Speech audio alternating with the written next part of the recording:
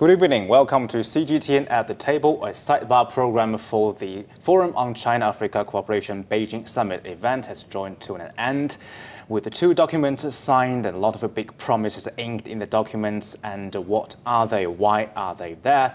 Today in the studio, I'm joined by my colleague Meng Xingsheng, who had traveled to Africa prior to the event, and also my colleague John Goodrich. He is the political editor, and also lovely Lindy Mutangana from CGTN's Nairobi office. Got to have you all welcome and good evening. So my first question for you, John. Please explain to us what is a declaration and what is an action plan. That two documents signed after, just before the conclusion of the forum. Well, I think our colleagues will go into details about what exactly is in both. But in a general sense, these are the kind of things we expect from summits or forums. Declarations setting out an agreement on the kind of place that all the signatories are, what they're all looking forward to in the future. And the action plan is just setting forth where they're going to go, what they're going to do to get to the place that the declaration is setting. Are they legally binding? No, then there's no framework for making them legally binding, but they set a direction of travel, and by making a commitment to paper and the joint statements, all the countries are showing where they want to go together. Why do they need such two documents? Why do they need to put all those words that have actually been said in a document and ink it to make it formal? Yeah, I mean, I guess you can see it like a contract, although it's not legally binding. It is showing a joint commitment rather than just, we've got over 50 countries here this week, rather than everybody just going home at the end of it with a vague statement of agreement. People are putting down on paper, this is what we want to do, and it's showing that they really want to go ahead and achieve these goals. Okay, now let's dive in the two documents. And I know, Linda, you've been in the IBC, the International Broadcasting Center, and also the big conference halls for the past few days. And what do you think is the most important thing that we need to pay attention to in the documents? Well, I think the Beijing Declaration and these two documents collectively, what they essentially do, I think, is kind of wrap up and sum up everything that's happened over the past 2 days. In essence, they're a working plan towards what's going to happen next, but in a sense, they really define the joint development and the will that China and Africa have agreed to in terms of their cooperation over the next 3 years. They've also set an example, as President Xi Jinping said, of South-South cooperation, a way that other partners around the world could find ways of working together towards mutually beneficial goals. And I think, in a sense, they also sum up the theme of this year's summit, which was towards an even stronger future, a shared future. So I think that's essentially what people will remember most from these two documents. And from your point of view, so would you say that this event with the two documents is a successful event? Yeah, I think so. Because I just finished my African trip in May and June, about 40 days I spent in Africa. So I think, to me, it's more about the practical cooperation between China and the African countries. We know that there are a lot of companies from both sides work together to promote the local economic growth, to help the poverty reduction efforts. And yeah, I think the key message from this document is stronger cooperation. Let's dial it back a little bit and to draw along your experience there, kind of few months before the event. You must have asked local people what they actually had in mind and what were their expectations for this summit. Now the event is over. Now we have two pieces of important documents being signed. Now can you say that the local people's expectation of this huge event, do you think they have been fulfilled? Yeah, I think so, because I interact with the local people on my trip to Africa. For example, in Africa, I talked with there's an industrial park in the Suez Canal. There are many locally employed staff. They are kind of working for the Chinese company. There's the fiberglass production company. It's already the third largest in the world. So to them, they really anticipate a huge change of their career fulfillment. And the whole industrial park has has maximum employment of more than 30,000 people. So that's a huge improvement of the local revenue and also improve people's livelihood. I think that's one of their expectations coming from this event, because this event will bring that cooperation to a higher level. Back to you, Lindy. Because now we have 8 plans, 8 huge projects in it, including the fields of finance, financing, security, peace, and also health. All sorts of big projects that will about the welfare and the well-being of the local people. But from your point of view, because you're from the office in Nairobi, what actually is the most urgent need of local people from this plan? I mean, is there a priority from your point of view? I certainly can't speak for the whole continent. I can't say Africa's one singular need is X. Yeah, we've been clarifying that time. And I can't even necessarily speak for every country because it will differ. But certainly the 8 areas that are the focus of the initiative are drafted in such a way because they are priority areas anyway. Do you know what I mean? They do, as you mentioned, address healthcare, obviously a priority area, agriculture, medicine, peace and security, etc. And they're also a reflection of the African Union's own goals, its own development strategy. So the African Union has identified key strategic areas that are priority areas for the continent. They've placed them in their document, the Agenda 2063, and it's reflected in the 8 initiatives that were announced yesterday and again in the Beijing Declaration that was announced today. So they're all interconnected, and of course they also connect with the Belt and Road Initiative. They meet China's own demands and China's own needs while also speaking to Africa's own strategy. And to you, John, I know you've been actually watching the reactions from other countries, from countries that are outside China and outside Africa, and you've collecting quite a coverage and reports from other media, from international media agencies, for example, Reuters or BBC, and they have different kind of messages passing on to their readers and viewers, and they have different kind of opinions over if the event is a success or not. And do you think that China has already answered all the questions raised by those media outside of the 2 big parts of the world?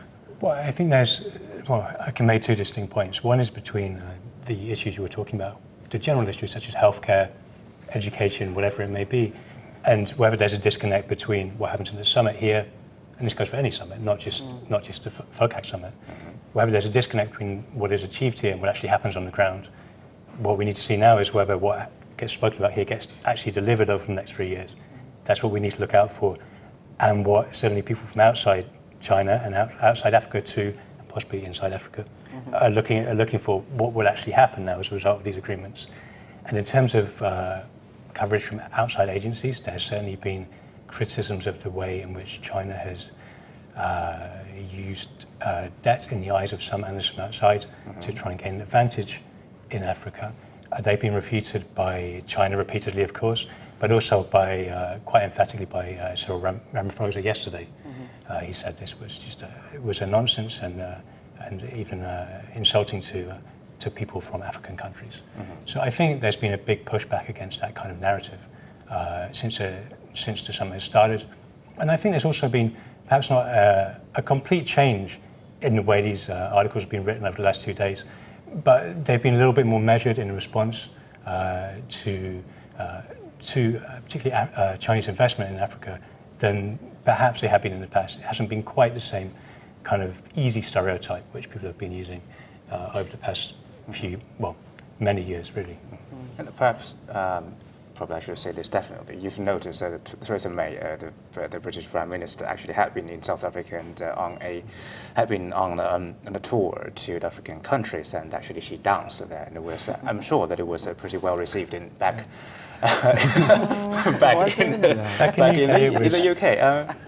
Happily received, if not well received, yeah. Yeah, no, I take your point. In a wider context, then, the US has obviously withdrawn at top government level from Africa a little bit. Donald Trump hasn't been there since he was elected president. But the US continues to be a strong investor in Africa, even if the government is less interested and the president is making disparaging comments. Then at a business level, then the US is still active. I think at the European level, then the EU has a strategy for Africa, which it's been trying to push since 2007. I think it agreed one in the Lisbon Treaty. Over the last couple of years, it's been trying to push it harder. And individually, European countries have been getting more and more diplomatically involved. Emmanuel Macron was elected last year. He's been in Africa every other month, it seemed, going to Francophone countries, but also Anglophone, which is a big change from his predecessors. And just last week, as you were suggesting, Theresa May was dancing. She had a Free Nation trip, and Angela Merkel was also in Africa last week for a three-nation trip. That's no coincidence, I don't imagine.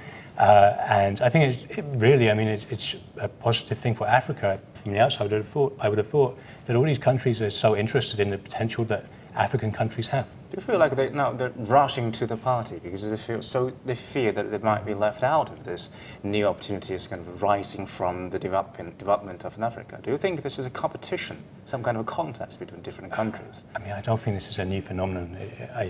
Lindsay, maybe you can talk to it more accurately than me, but I think there's a cycle in which we see stories about European countries or Western countries entering Africa for investment or all kinds of reasons. Sure. And it comes over and over and over again. It's ongoing. I know there's peaks and troughs, I suppose. But I mean, even if you remember in 2014, the United States, under then President Barack Obama, hosted the U.S. African Leaders Summit in Washington. Very similar to the sort of idea for CAC, where you bring, the United States and all the leaders of Africa. I think about 30 heads of state attended that meeting. So it only, of course, it only happened the one time, in 2014. It hasn't happened since.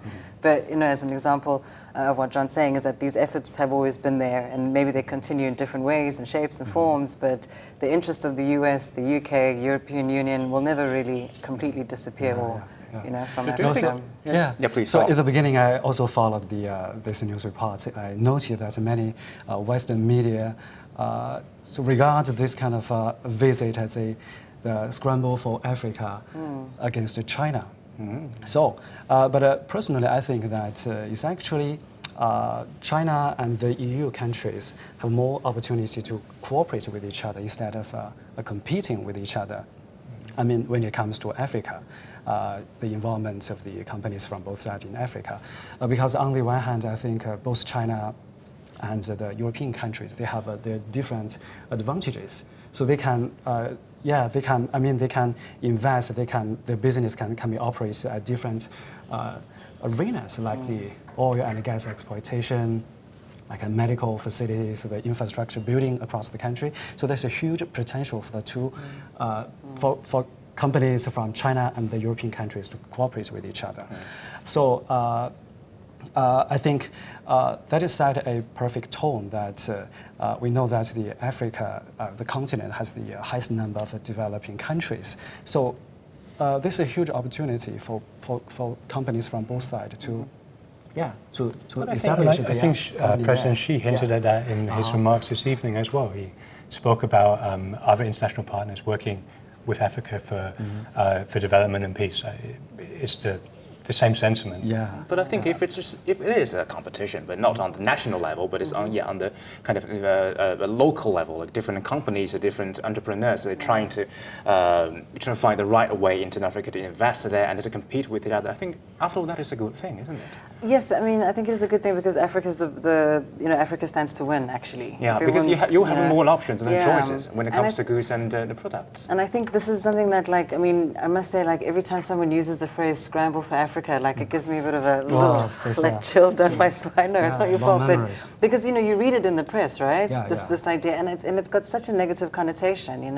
It takes you right back to colonialism when Africa's been carved up and people are taking pieces for each other to pillage and plunder.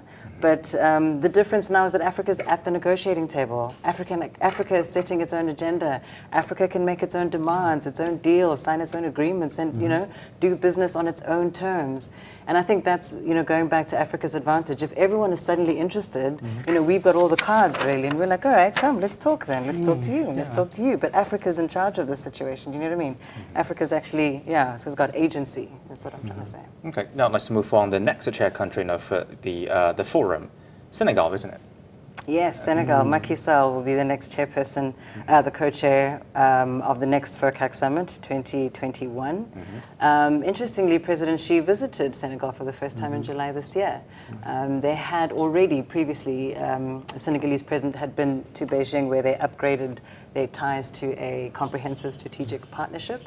So there's obviously a very strong relationship between Senegal and China. Shed some light for us about this country. I mean, apart from its football is very strong and any Well, other that's interesting true. things about the country? Well, I've never been to Senegal. I'm like, oh, shit, I have. I have been to Senegal. I forgot about that. You've been busy, etc. This was about 2 years ago. We did a story on desertification, on something called the Great Green Belt. There's a fear that the desert is kind of moving, the Sahara Desert is kind of moving further south and threatening there's a green belt to arable kind of prevent land. it from Exactly. moving further. So they're planting this row of trees that will stretch all the way from Dakar, I think, to Djibouti. And Senegal had actually at the time made the most progress. What's your impression of the country then? I really like it. I mean, my knowledge of Senegal started from music, to be honest. Senegalese music is really fantastic, and I've always enjoyed that about it. So visiting Dakar for the first time when I did 2 years ago was a lovely experience, just to experience some of the culture. But I'll be honest, that's probably about as much as I know about Senegal. That's okay. I guess most of the viewers actually must be Googling about the country. Yeah, exactly. Okay, so I mean, we spent the past 4 days and even a bit longer before that because we have kind of 2 separate programs online on digital platforms to introduce not just the cooperation, not just about politics and economy, but also ordinary people's life from Africa and also African people's life in China. So I'd like to kind of, because this is the last episode of this program, and you've been in Beijing for almost a week, I think more than a week, right? Just And about a week, yeah, what has been your feeling about this country, about this city? Well, this is my 3rd time in Beijing, actually. I was here twice last year as well. This has been a nice visit, actually. Work-wise, it's been... When was the last time? The last time I was here for the CPC, so that was in about October last year, I believe. Yeah. A year ago. So that was very busy. It was a very, political event. It was a lot of seriousness, and also sort of the pageantry of Chinese politics was also something that quite amazed me. But I didn't get a sense of Beijing's personality, I think, in that event, when I visited then. But this time around, I think I've sort of encountered a slightly more maybe because the sun's shining, I don't know, maybe that's what it is, like a more fun version of Beijing. And just very quickly to tell you, I was stuck at the media center earlier today trying to make my way back here, and because all the roads were blocked, we just couldn't find a taxi. So in the end, we took a bike and we biked all the way one here. of the mobikes on straight? Yes, we did one of those. Was it the first time you're cycling on it? On one of those, definitely, yeah. I mean, the convenience of it. So I really enjoyed it. The convenience of just picking up a bike on the street. Do you find it's possible that maybe this kind of technology can be introduced? The technology, definitely. But what was more striking, I mean, the technology can be introduced in Africa, and that would be great. And the business model as well? The business model, definitely. I mean, that kind of mobile business, I mean, there's Uber and those types of things, and if that could work, and Airbnb and all of those things, if that can work, then this could work too. But what it really made me think was how nice it is to be able to cycle at night in the street, and that's what's something that I sometimes envy. How's the weather? The weather was nice today, right? So it was such a lovely evening. But that's the thing that, sometimes you don't get the chance to enjoy in African cities is evenings, you know what I mean? Like safety and good roads and well-lit roads at night, to be able to ride a bike, like just that. I would love to be able to do that at home. So that was a lovely experience. Yeah. Maybe just name 1 or 2 just technologies or the things actually you've already seen in Beijing. What would be the thing that you most want to kind of bring back home? I can't think of anything immediately. It's not that like the WeChat or the I mean, we have WeChat. E-wallet. We have that. So yeah, we have mobile payments pretty popular. Right? Yeah, mobile payments are very popular. Have you found e-payments there? But of the 6 countries I visited, it's very difficult to use mobile payment. So that's one particular thing. Yeah. Or I just missed Kenya. Very. There's something called M-Pesa. I mean, I hardly ever draw money because I use M-Pesa all the time. Like I don't go to the ATM that often because I just load money onto my M-Pesa and I pay for everything. So do you think it is still possible for that to companies Alibaba and Tencent maybe to find business there, or there would be actually? To be honest, it's already there. Do you know what I mean? I can order food online the way that I can order products online. They will be delivered to my home or wherever. I can order a cab with my phone. I can. Africa's not that far behind, guys. My apologies. Okay, but to share with my personal experience, I also visited Sudan. Because in the Sudan, maybe Sudan's a little far behind. Oh, maybe the only one, right? So Sudan, there I even cannot use the credit card, so it's really very difficult in the beginning. But we managed with the cash. How's the infrastructure there? I mean, has it begun to kind of put down the right infrastructure, or actually it's still kind of around the corner. Yeah, generally speaking, I think the country of Sudan is a kind of agriculture development-based economy. More than 80% of the workforce employed in the agriculture sector. So there's not pretty much presence of industrial growth in the country. So most of the Chinese companies working there actually focus on agriculture, like the cotton growing program. There's a contract farming model proposed by Chinese company to help local cotton growers to increase their family income. There's a very huge benefits brought to the local people. Do you think the people maybe still kind of from impoverished background in Sudan, do you think they can find hope from the event just over? Yeah, definitely, because the livelihood has always been improving. I visited a family in southern Sudan. Actually, the family focus on cotton growing. They have been engaged in that part of farming for past 5 years. And I talked to the household, the man in his 60s. Actually, the family income has already increased by 5 folds. Yeah, so that's pretty much. By 5 folds? Yeah, fold, yeah. I mean 5 times? Yeah, 5 times, yeah. So that's really a huge improvement of the family income and livelihood. So they got the money to buy the tractors, got the machinery, and they build new houses. They really enjoy their family condition there. And also they pledge to invest more to grow the cotton plantation. Yeah. Thank you. Hope. I mean, that is always something that I like to end in the program on. Yeah, I think that is the most important thing, but not just the money, not just the finance, not just physical goods, but hope. I guess that is something that we can pass on from this program. Thank you. Thank you for you all, and especially a special thank you to you, India. I know you've flown far away from, especially from home. It's the only reason I came. Thank you, thank you. I will personally buy a gift after the show. Thank you very much. And most importantly, thank you to you. Thank you for your time and company. Without that, this program cannot be a success. Yes, the event is, the curtain has fallen, and the duty of this program, I think, has been fulfilled. But the CGTN's coverage on the cooperation between China and Africa will not stop here. We will continue a report on the implementation of those big promises made in the 2 documents, and we will bring you the latest updates on all the big important global news. And stay tuned to all our platforms, including Facebook, Twitter, microblog, and our TV channel as well. Thank you for your company. Thank you for your time. And Ding Yang in Beijing. Good night.